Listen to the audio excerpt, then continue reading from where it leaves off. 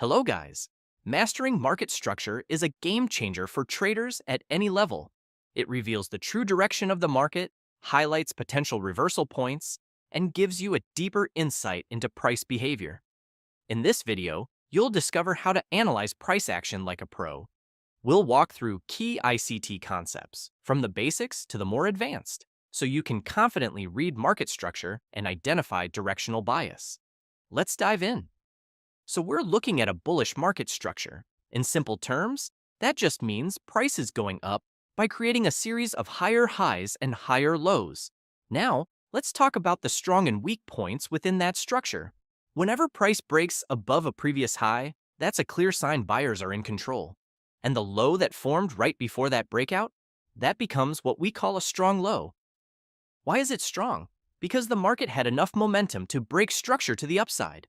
That low held, and buyers stepped in. That makes it reliable support.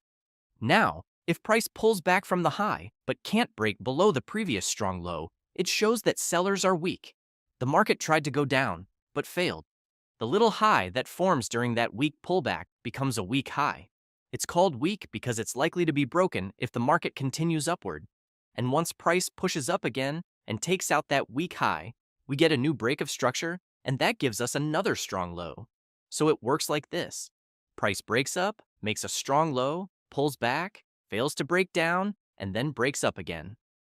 Every time it does that, the trend continues. That's how bullish structure builds.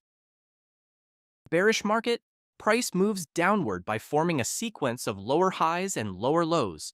When price breaks below a previous low, it signals that sellers are in control. The high that forms just before this break becomes a strong high. It's considered strong because the market respected that level, and from there, price continued pushing lower.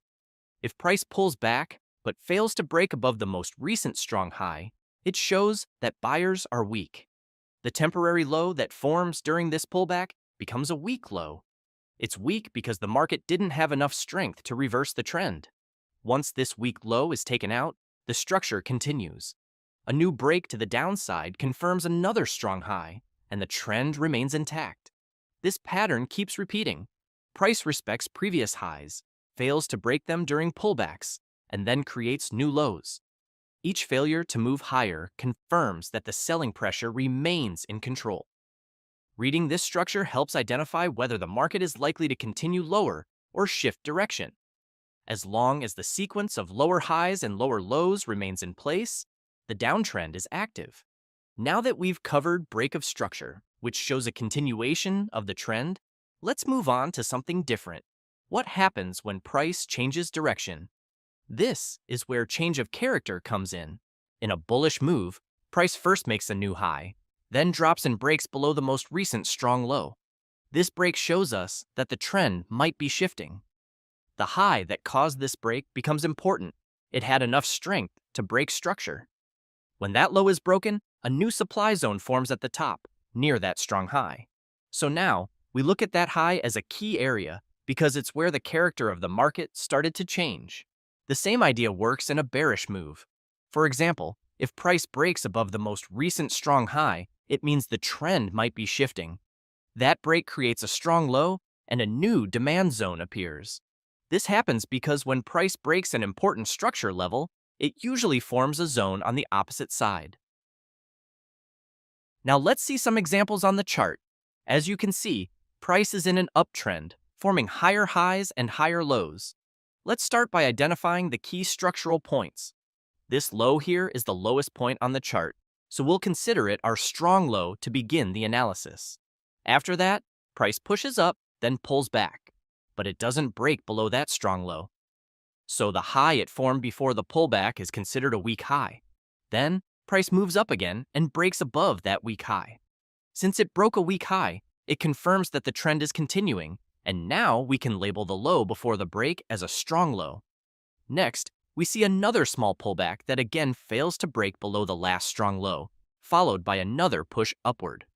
So the new high that forms after that becomes another weak high. Price continues rising and breaks above that weak high too, creating another bullish break of structure. So once again, we mark the low before that breakout as another strong low. In this example, we start from the bottom left corner of the chart, where price was clearly in an uptrend. It kept forming higher highs and higher lows, showing that buyers were in control. At the beginning of this move, price broke above a previous week high with a strong bullish candle. This is called a bullish break of structure, which tells us the uptrend is gaining strength. After that, price pulled back but didn't break below the last strong low, so the high it formed here is considered weak.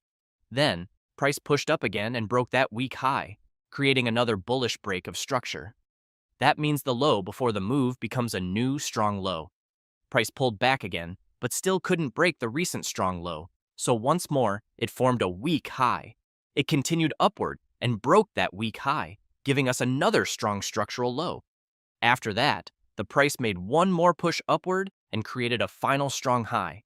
But after reaching that peak, the bullish momentum slowed down and the market changed direction. Price started moving down and eventually broke below the most recent strong low.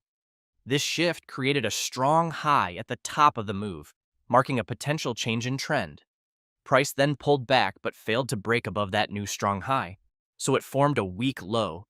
Later, price dropped again and broke below that weak low, confirming a strong high again.